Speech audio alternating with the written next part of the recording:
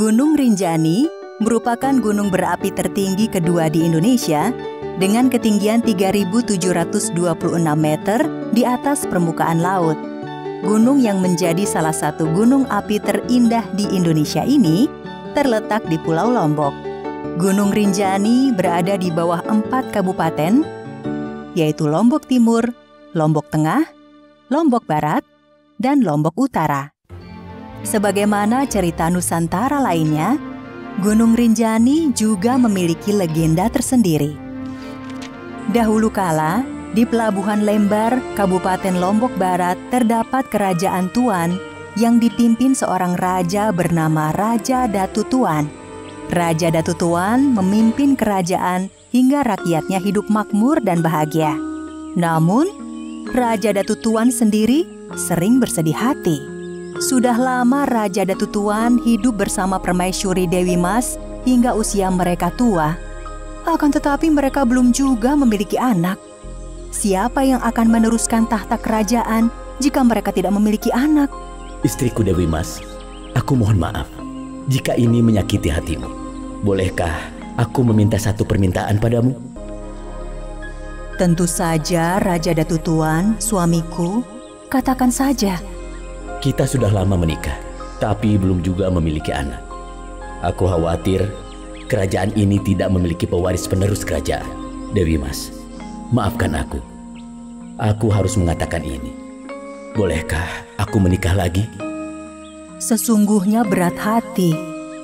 Tapi demi penerus kerajaan ini, aku mengizinkan suamiku menikah lagi. Mendengar persetujuan Dewi Mas, Raja Datu Tuan pun meminang seorang gadis bernama Sunggar Tutul, putri dari Patih Ulur. Namun, setelah Raja Datu Tuan menikah dengan Sunggar Tutul, perhatian Raja pada Dewi Mas semakin berkurang. Raja Datu Tuan lebih sering bersama Sunggar Tutul. Hal ini membuat Dewi Mas bersedih hati. Namun, Dewi Mas tetap bersabar. Karena kesabarannya, tanpa diduga-duga, Dewi Mas akhirnya hamil. Dewi Mas sangat bahagia. Mimpinya memiliki anak menjadi kenyataan. Kabar bahagia ini pun sampai pada Sunggar Tutul. Dia iri dengan kebahagiaan Dewi Mas. Dia takut raja akan kembali perhatian pada permaisuri.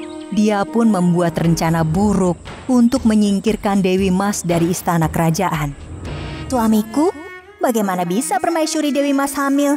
Padahal selama bertahun-tahun dia tidak bisa hamil. Jangan-jangan. Oh, tidak. Aku khawatir ini menjadi aib kerajaan. Apa yang kau sampaikan benar juga, istriku. Aku akan mengusir permaisuri Dewi Mas dari kerajaan. Ini semua demi nama baik kerajaan. Raja Datu Tuan pun memanggil Dewi Mas. Aku tidak ingin kehamilanmu menjadi aib bagi kerajaan. Karena itu, aku minta padamu untuk meninggalkan istana ini sekarang juga. Tapi suamiku, aku adalah istrimu. Ini tidak mungkin. Tolong, jangan usir aku dari istana ini. Tolong. Permintaan tolong Dewi Mas tidak dihiraukan oleh Raja Datu Tuan. Ia meminta para prajurit untuk membawa Dewi Mas keluar. Setelah melalui perjalanan panjang, Dewi Mas akhirnya tinggal di Gili dan ditemukan oleh seorang nahkoda. Setelah bercerita pada sang nahkoda, nahkoda itu pun membawa Dewi Mas ke Pulau Bali sesuai permintaannya. Hari kelahiran yang dinanti-nanti akhirnya tiba. Dewi Mas melahirkan anak kembar, laki-laki dan perempuan. Anak laki-laki diberi nama Raden Nuna Putra Janjak dan anak perempuannya diberi nama Dewi Rinjani. Kedua anak Dewi Mas tumbuh menjadi anak yang lucu dengan wajah yang cantik dan tampan. Seiring berjalannya waktu, anak-anak Dewi Mas mulai bertanya tentang ayah mereka. Dewi Mas pun menceritakan semua kisah yang dialaminya. Mendengar cerita dari ibunya, Raden Nuna sangat marah. Dia berjanji akan menemui ayahnya, bagaimanapun caranya. Raden Nuna pun pergi berlayar untuk menemui ayahnya.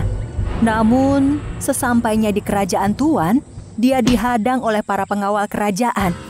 Dengan kekuatan keris yang dimilikinya, Raden Nuna bisa mengalahkan semuanya. Melihat pengawal kerajaan yang kalah melawan Raden Nuna, Raja Datu Tuan turun tangan untuk melawannya sendiri. Raja penasaran bagaimana cara untuk mengalahkan anak muda tersebut dan siapa dia sebenarnya. Akan tetapi, ketika Raja Datu Tuan sedang melawan Raden Nuna, tiba-tiba terdengar suara gaib. Hai Datu Tuan, janganlah kau aniaya anak itu. Anak itu adalah anak kandungmu sendiri dari istrimu Dewi Mas. Raja kaget mendengar suara gaib tersebut. Dia juga menyesal. Akhirnya, Raja pun bersedia mendengarkan cerita dari Raden Nuna, anaknya sendiri.